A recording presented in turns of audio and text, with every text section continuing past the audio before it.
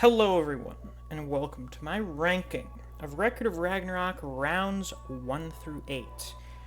I did a video much like this about 2 years ago now after round 5 ended, and figured I would wait until we got a few more fights to do another one, see if that changes the general positioning of some of the fights. We'll find out about that. I know I planned on doing this video like a week ago, but it just ended up getting preoccupied with a bunch of other stuff. Don't expect this to be like a really in-depth video essay. This is just going to be me talking about how I feel about each of the fights. But before we get into that, as always, if you haven't already, definitely be sure to like and subscribe. I do Record of Ragnarok chapter reactions and reviews every month that we get a new chapter. I'd like to try and hit at least 100 likes on today's video, so let's see if we can hit that. Anyway, without any further ado, let's get right into the list, starting in last place, the number 8 spot. I have round 7, Qin Shi Huang versus Hades. I know this is a fight that is quite liked among various parts of the fandom.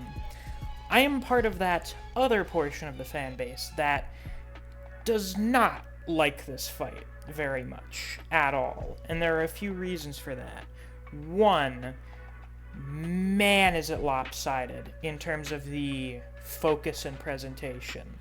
They give far more dedication to Qin's character than any other character in the series, I think. It's kind of insane how much page time is dedicated just to this one guy who is already likable, compared to how much page time they dedicate to Hades. I don't think they needed to do that much work for it. It just made Hades seem like kind of not a very compelling character by comparison. And that sucks because Hades was really cool when he was introduced, and then they just kind of didn't do much with him. Then there's the way that Hades is portrayed, which is also kind of underwhelming. He is very much on the losing end for quite a bit of the fight, or at the very least seems to be not doing super hot. His fighting style is boring. It is just a less interesting version of Poseidon's fighting style. It has none of the visual flair. So as a result, one of the chief gods ends up being kind of not very interesting, then put up against some other guy who was already kind of interesting when we introduced him, and then we just had to pile on more stuff that wasn't really necessary. All in all, the fight was just like mediocre at best. It was just so incredibly underwhelming, which was really unfortunate after an incredibly strong start. Hopefully it remains the worst fight. Anywho, moving on to the number 7 spot, we have round 1, Thor versus Lubu, which for a while was considered to be the worst fight. Not because it's actually bad, but just because there's not really too much to say about it. It's just two really strong guys trying to kill each other. Both of their characters don't really have all that much in the way of substance. It is almost entirely pure spectacle, which is cool, but there are fights that have better spectacle, and then there are fights that have significantly better characters, because there's not really much character to those two in the first place. But that's fine, because this is the first round of the tournament. It is the foundation. It is setting the bar for Ragnarok fights. And well, as you can tell based on the fact that it's number 7 in the list out of 8 fights, the vast majority of the rounds that came after it succeeded in passing that bar. Moving on to the number 6 spot, we have round 6, Buddha versus Zarafuku. I don't know if this is going to be a controversial placement here or not, but this round is really strange, because it has a lot of really good stuff in it in theory, but it's just sort of the way a lot of it's put together that's just bizarre. Obviously, Buddha's phenomenal. He's great. Everyone loves Buddha. The only real problem with Buddha is that his backstory is kind of not very compelling. The way he gets enlightenment just kind of happens. It's just really weird, in all honesty. Zerafuku is a pretty good character, even if a lot of the stupid people in the fan base couldn't really appreciate that because he was very vocally upset all of the time. Though, it is weird for you to have a manga in which the premise is that you're going to have historical and mythological figures fighting each other, and for our opponent against one of the biggest religious figures in human history, we have an OC. Instead of just, the existing mythological figure that was already on the list. I know he ends up getting replaced with Hajin, who is an actual mythological figure, but he's the mythological figure who is Buddha's arch-nemesis in Buddhism. So then it's, really obvious Buddha's gonna win. Even though it kind of was already.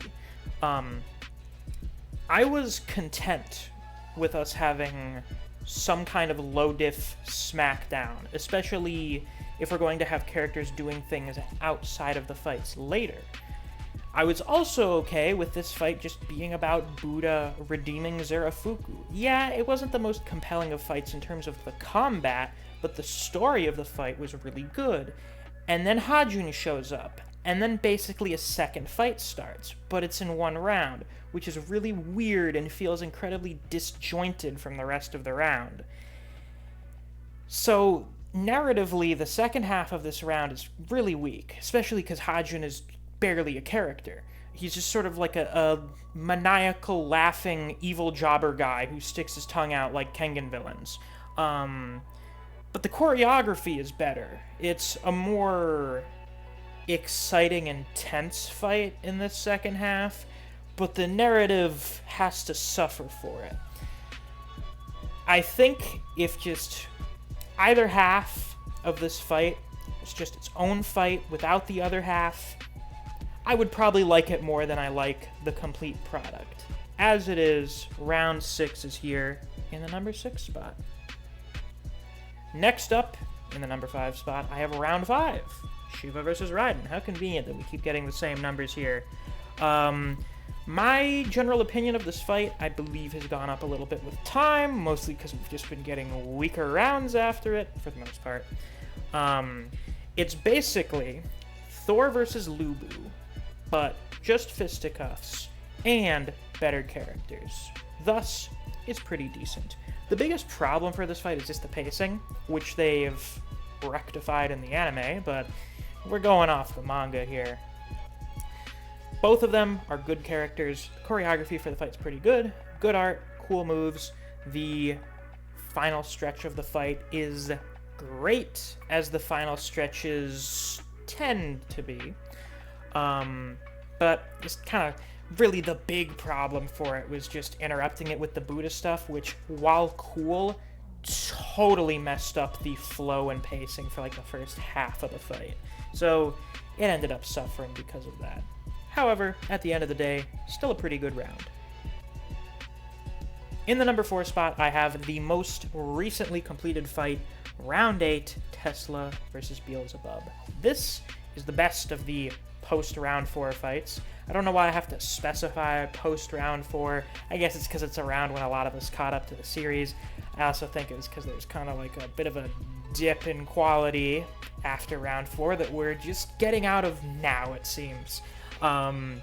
This fight was really good, and there's 2 primary reasons for that. Obviously, Tesla and Beelzebub are both very good characters, but I think the biggest thing was that it relieved us of our fatigue of everyone just being a martial fighter. Everyone using a sword or a polearm or their hands and feet to fight.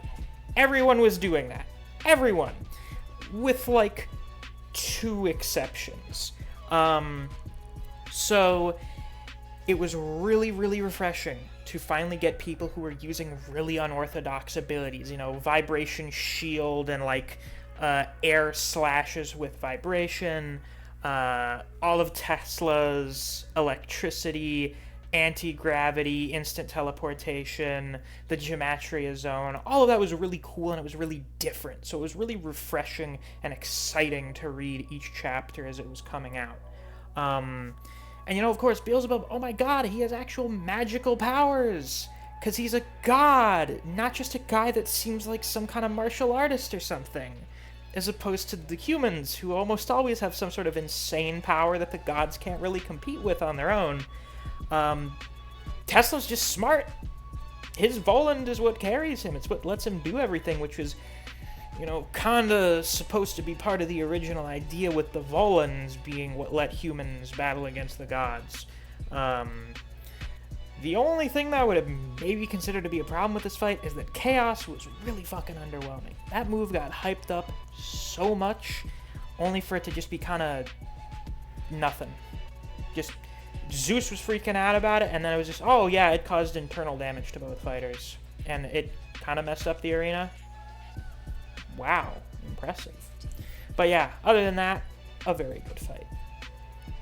Moving on to the number 3 spot. We have round 2, Adam versus Zeus. I don't know if some people are going to try to kill me for not having this one in the number 1 spot. That'll probably apply to the next one as well. This is a classic. This is the fight that got everyone into Ragnarok because of the Amias DMMV, which I think is back up on YouTube somewhere. Great. Unlike the war crime that was the anime adaptation of it. What is there really to say about this fight? Yes, it's carried super hard by Adam, but, my god, does he carry it well. The thing this fight does better than, honestly, any of the other ones is hype. It's just pure, unadulterated hype. Yes, Adam is absolutely the main character in this fight, but he is just so compelling, just so endearing. That Adam speech is still probably one of, if not the best moment in the entire series up until this point. So, don't really have much more to say about that one. In the number 2 spot, I have round 4. Jack the Ripper versus Heracles. Once again, some people may be upset that I don't have this one in the number 1 spot, but it's my list, and it's ranked on how much I like them. And I like this fight a lot, that's why it's up this high. Everyone knows this fight is fan-fucking-tastic. There are a couple reasons for that. A lot of them seem to center around the characters. Heracles and Jack are both very well written and compelling. Jack's backstory remains one of the best in the series. You also have the fact that Jack has a very unique fighting style amongst all of the combatants in the tournament. And then you have the fact that the arena is unique for this one. And I don't just mean changing the aesthetics or the surrounding environment for the arena. This takes place in the city of London. It is a street brawl. It is the only time where a change in the arena has had any kind of actual impact on the fight. I would kind of want something like this to happen again, only maybe not for fear that it would make round 4 less special. Even then, it is still perhaps narratively the strongest and the most emotionally impactful of all of the rounds. Save maybe round 2 and maybe my choice for the number 1 spot, the best fight in Record of Ragnarok up until this point. Round 3, Sasuke Kojiro versus Poseidon. Of course, this fight's position has not changed since I made my original list. I adore this fight. Yes, much like round 2, it is hard carried by Kojiro. However, I find Kojiro endearing enough without having to go in-depth explaining why he is endearing. I find that just his general personality, his character arc throughout the fight, delightful. Just so easy to root for this guy. And I don't mind it being lopsided in favor of Kojiro, because Poseidon is still compelling as a villain for our protagonist fighter to go against. Unlike the case with Shin and Hades, where Hades wasn't even really hateable like Poseidon, he was just kind of there. Poseidon is so easy to hate because he's just kind of completely antithetical to Kojiro. And that's another part of what I think makes this fight so good and why it's my favorite, is that just thematically, I think it encapsulates what is supposed to be so compelling about this series. The theme of this fight is the indomitable human spirit. It is the power of humanity to overcome all odds through sheer effort and force of will. Kojiro can overcome even the greatest of foes just because he doesn't give up. And because he wants to win, he sets his mind to it. And he does it. And also, you know, other people tend to be really helpful when it comes to finding success in life. That and, you know, the art for this fight is fantastic. It has some of the best panels, some of the best page turns, some of the best scenes in the series, and I think it probably still has my favorite final stretch of any chapter in the series. I'm pretty sure Chapter 19 is likely still my all-time favorite chapter of Record of Ragnarok. It is just so good. Easy to do that, though, and it's basically the length of like 2.5 chapters. But yeah, with that, that's all I've got for today's video. What did you guys think? Do you agree? Do you disagree with my list? As always with these sorts of videos, please be sure to share your own personal rankings down in the comments. I love seeing and hearing what you guys think and have to say. But yeah, once again with that, that's all for today's video. So if you enjoyed, please be sure to like, comment, subscribe, and click that notification bell so you don't miss any of my uploads. I do Record of Ragnarok chapter reactions and reviews every month. If you enjoy discussing A Record of Ragnarok with other people, or you just enjoy the content I produce on this channel, I highly suggest you check out my Discord server. I have a link to that down in the description. Thanks for watching. I'll see you guys around. Take care.